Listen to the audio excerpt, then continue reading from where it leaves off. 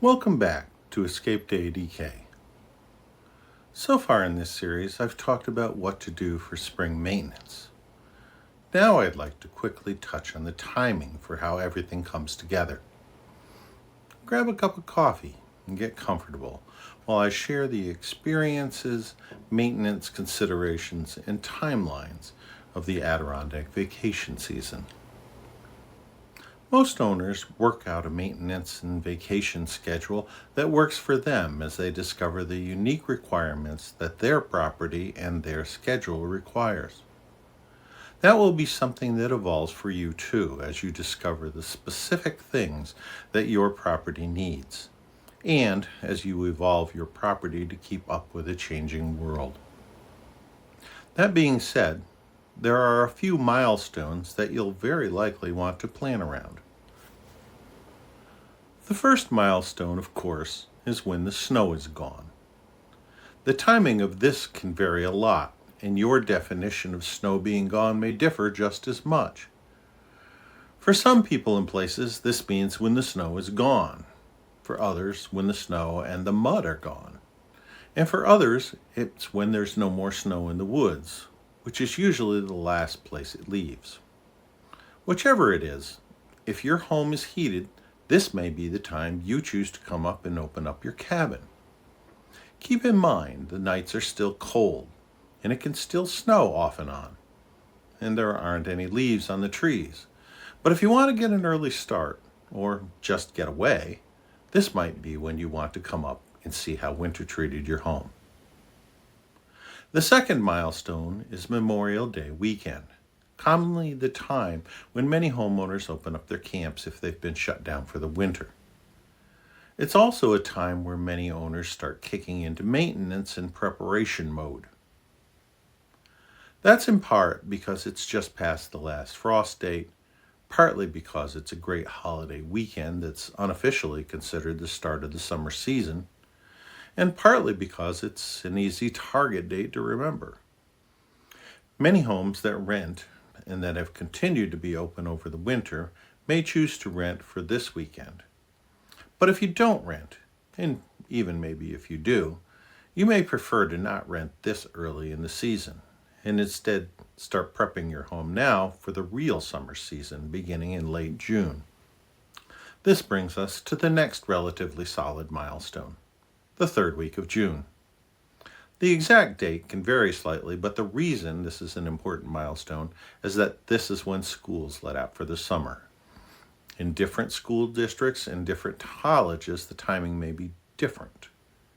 It's at this point that summer vacationers begin to flood the area. For vacation homeowners that rent their homes, this is a critical milestone because this is the actual start of the summer rental season. Now rental revenues will be at peak, both in volume and price. You'll want to have all your maintenance completed prior to the third week of June. That being said, this milestone is also important for homeowners that don't rent their homes. That's because from this point on, through the summer, there will be a huge increase in demand for most contractors as damage and repair needs spike from all the summer rentals. That means even if you don't rent, it's going to be a lot harder to find a contractor that's available. So the same holds true. Try to have all your maintenance done before the third week of June. In addition, for the next 10 weeks, restaurants and shops will frequently be crowded. Traffic on roads, both motorized and on foot, will surge, and peace and quiet will vanish for many locations. In fact, because of the congestion, many locals will almost totally avoid some places like Lake George Village. For these reasons, many homeowners prefer late May and early June to take their own vacations while the area is still relatively peaceful. On the reverse end of this period is Labor Day, after which most of the vacationers are gone. Before late June and after Labor Day, most vacationers tend to only come up on weekends due to job and school constraints. After Labor Day, many homeowners start their fall maintenance in order to have everything ready by the time the snow falls, which is, of course, the last rather solid milestone to plan for.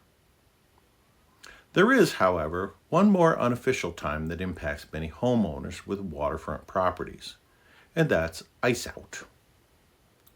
Ice out is when the ice leaves a particular lake or river. It varies from place to place, and the impact is different as well.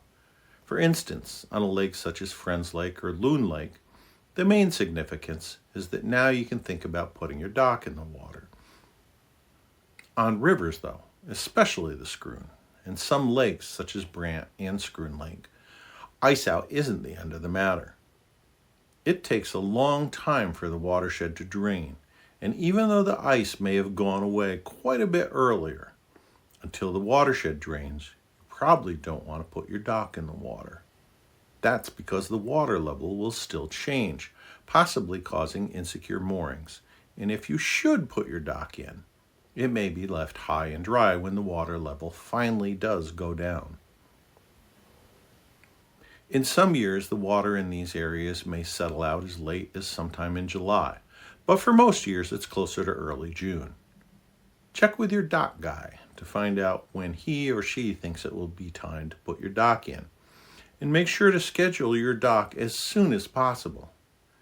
If the water level stays high longer than expected, or heavy rains delay it even further, the dock people may be scrambling to get everyone's dock in when the water does go down. If that's the case, you'll be happy to be closer to the front of the queue. Those are the days and events that can affect your maintenance schedule. Keep these in mind as you plan your maintenance and adapt as necessary. Knowing that these milestones exist in our area can help you plan your summer much more accurately. If this video was helpful for you, please subscribe so you can continue to get more great content to help you with your vacation home. Make sure to follow the links in the description to see parts 1 and 2 of this series, where I go through the actual spring checklists. Thanks so much for stopping by, and have a great day. See you for the next video.